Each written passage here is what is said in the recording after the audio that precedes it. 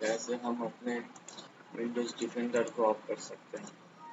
ठीक है, दो तरीका है। हम पहला तरीका सीखते हैं, उसके बाद दूसरा तरीका देख लेंगे दूसरी बार। पहला तरीका जो है राइट क्लिक कीजिए, कंप्यूटर मैनेजमेंट में आइए। कंप्यूटर मैनेजमेंट में आने के बाद सर्विसेज, एप्लीकेशन सर्विसेज, यहाँ पर से आप विंडोज डिफेंडर ढूंढ लेते हैं।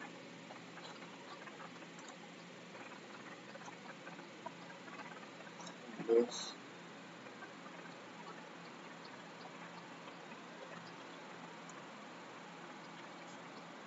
देखिए, Windows defender advance threat protection services को हमको ढूंढना है। यहाँ पर भी देखिए विंडोज डिफेंडर, यहाँ पर डबल क्लिक कीजिए, यहाँ से आप यहाँ इसको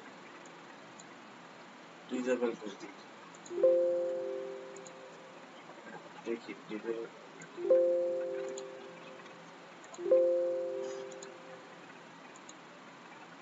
ठीक है। यहाँ से आप